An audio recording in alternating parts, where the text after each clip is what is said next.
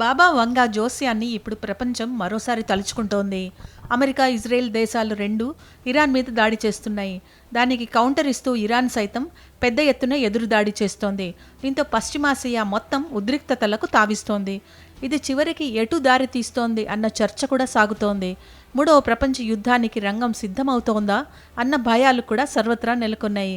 బాబా వంగా తన అంచనాలలో 2026వ సంవత్సరాన్ని అత్యంత ప్రమాదకర సంవత్సరంగా చెప్పారు. ఈ ఏడాది ప్రపంచవ్యాప్తంగా యుద్ధ ప్రభావం ఉంటుందని ఆమె అప్పట్లోనే అన్నారు. ముఖ్యంగా 2026 ప్రారంభంలోనే ఒక గ్రేట్ వార్ మొదలవుతుందని ఆమె జోస్యం చెప్పారు. ప్రస్తుత ఇరాన్, ఇజ్రాయెల్ పరిణామాలు ఆమె చెప్పిన యుద్ధ సూచనలకు దగ్గరగా ఉన్నాయని విశ్లేషకులు భావిస్తున్నారు.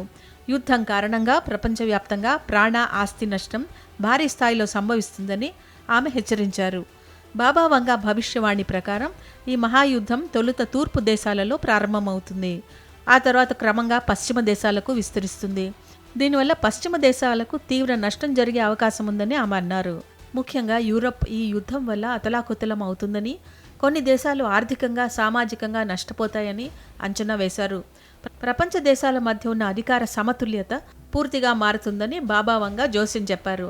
యూరప్ వినాశనం తర్వాత ప్రపంచ రాజకీయ పటంలో పెను మార్పులు వస్తాయని ఆమె అన్నారు.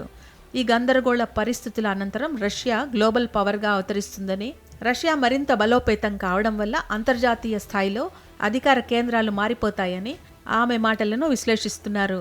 అయితే బాబా వంగా చెప్పిన ఈ విషయాలకు సంబంధించి ఎలాంటి అధికారిక, లిఖితపూర్వక ఆధారాలు లేవు. ఆమె చెప్పిన మాటలు తరతరాలుగా ప్రచారంలో ఉంటూ వస్తున్నాయి. 1911లో జన్మించిన బాబా వంగాను బాల్కన్ నోస్ట్రడామస్ అని పిలుస్తారు. చిన్నతనంలోనే ఆమె తన కంటి చూపును కోల్పోయారు. అయితే చూపు కోల్పోయిన తర్వాత ఆమెకు భవిష్యత్తును చూసే దివ్య శక్తి వచ్చిందని ఆమెను నమ్మేవారు చెబుతుంటారు.